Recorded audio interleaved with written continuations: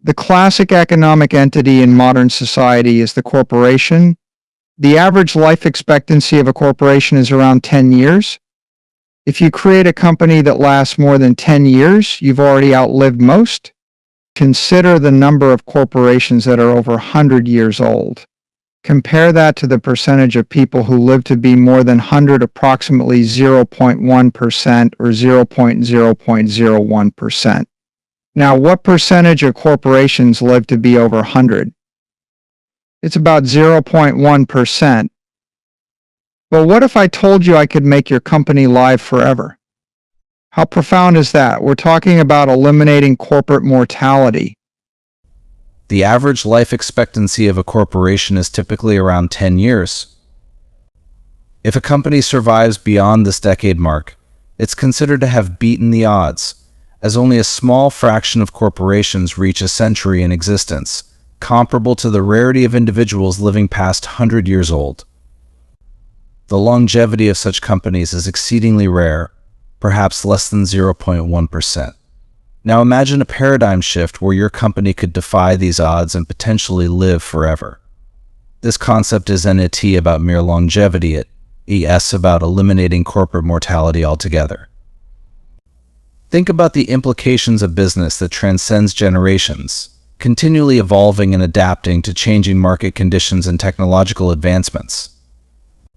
Such a vision challenges conventional notions of corporate lifespan and opens up new possibilities for sustained impact and innovation. Achieving corporate immortality isn't just a theoretical concept. It involves strategic foresight, innovation, and adaptability. It means building a resilient organizational culture, fostering creativity, and embracing transformative technologies. It also requires a proactive approach to risk management and continuous reinvention. Companies that aspire to longevity must navigate challenges such as market disruptions, regulatory changes, and shifts in consumer behavior. By leveraging digital transformation, embracing sustainable practices, and cultivating a strong corporate identity, organizations can position themselves for enduring success.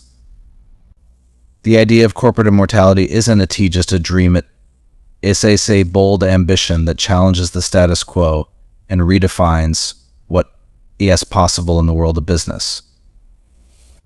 By embracing innovation and resilience, your company can aspire to a future where its impact transcends generations, leaving a lasting legacy in the global marketplace. When someone posts something like, "I don't get Bitcoin, it seems stupid to me. It's probably bad for the US, bad for the euro, bad for China," or whatever, and your response is, "Well, you're just too stupid to appreciate it.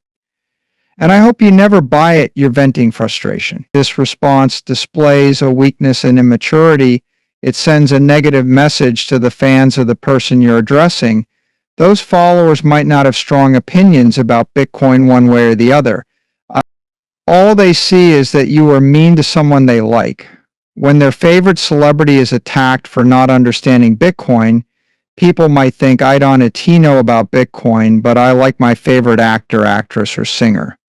Your attitude alienates their followers. By being angry or hateful, you change anyone's mind. Instead, you push neutral observers to think you are just irritating. People might conclude you might be right, but I don't like you, so I don't care if you are right. This behavior doesn't win people over to your side. Many in the world are neutral, and they don't want to buy into something presented with hostility. When someone expresses skepticism or criticism about Bitcoin, responding with dismissiveness or hostility doesn't effectively address their concerns. It only alienates them and their followers. If someone says they don't understand Bitcoin or think it's detrimental to the economy, responding with insults or belittling remarks is counterproductive. While venting frustration might feel momentarily satisfying, it ultimately undermines the opportunity for constructive dialogue. By dismissing someone as stupid or unworthy of understanding Bitcoin, you inadvertently convey immaturity and closed-mindedness. This approach not only fails to persuade the skeptic, but also risks turning neutral observers against Bitcoin advocates. People who admire or follow the skeptic may feel offended by the dismissive attitude, even if they are undecided about Bitcoin themselves. They may perceive the response as mean-spirited or disrespectful, which can tarnish the image of Bitcoin enthusiasts in their eyes. It's crucial to engage skeptics with patience, respect, and reasoned arguments rather than resorting to personal attacks. Focus on explaining the benefits of Bitcoin, addressing misconceptions, and highlighting its potential advantages for individuals and economies. By fostering respectful dialogue, you create an environment where people feel valued and heard, regardless of their initial stance on Bitcoin. Ultimately, hate or hostility never persuades, it only polarizes and divides. Changing someone's mind requires empathy, understanding, and a willingness to engage in constructive debate. By demonstrating kindness and openness, you're more likely to win hearts and minds, even if they don't immediately agree with your perspective on Bitcoin. Building bridges rather than burning them is essential in fostering broader acceptance and adoption of innovative technologies like Bitcoin. There are 330 million companies in the world, and you know a few of them like Apple. When Apple encounters Bitcoin, as one of the more important companies in the world with 1 billion people relying on them, they might think, wait a minute, Bitcoin multi-signature, cloud, what if we make the Apple Watch a signing device, combine it with the iPhone, and add a third signing device on a laptop, then we do something with the cloud, and Apple becomes a bank with hundreds of billions of dollars of assets secured via the Apple Cloud.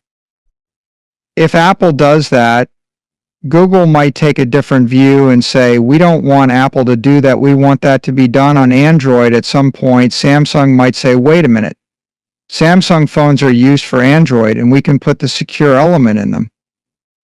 We'll take a different view than Qualcomm. After that, you'll have all the Chinese companies and the Chinese government saying, maybe we don't want Apple and Google to do this, we want our companies like Huawei to do this. So you'll have governments taking a view and you'll have companies taking a view. There are approximately 330 million companies worldwide, and among them are giants like Apple, whose decisions can significantly impact global markets. When a company of Apple's stature considers integrating Bitcoin into its ecosystem, the implications are profound. With over 1 billion users relying on Apple products, their potential adoption of Bitcoin could reshape the financial landscape. Imagine Apple leveraging Bitcoin's multi-signature capabilities, integrating them across devices like the iPhone, Apple Watch, and MacBook. This could transform Apple into a formidable financial institution with billions of dollars in assets secured through their robust Apple Cloud infrastructure. Such a move might prompt competitors like Google to rethink their strategy, perhaps aiming to establish a similar ecosystem within Android. Similarly, Samsung, with its widespread use of Android, could explore integrating secure elements into their devices to support Bitcoin transactions. Semiconductor giants like Qualcomm may also enter the fray by developing chips optimized for Bitcoin mining or secure storage of cryptographic keys. This competition could spur innovation and drive adoption across the tech industry on a global scale. Chinese companies and the government might have their own strategic interests, potentially supporting local champions like Huawei to lead in Bitcoin integration efforts. Governments worldwide will inevitably weigh in, shaping regulatory frameworks and policies around Bitcoin adoption by tech companies. These dynamics illustrate a broader trend where tech giants and governments alike are poised to influence the future of Bitcoin integration. Their decisions will not only impact market dynamics, but also shape the regulatory environment and technological innovation in the digital asset space. The intersection of technology and finance, driven by companies like Apple, Google, Samsung, and Qualcomm, will define the next phase of Bitcoin's evolution. As these entities navigate opportunities and challenges, their strategic moves will play a pivotal role in shaping how Bitcoin is integrated into everyday financial transactions globally.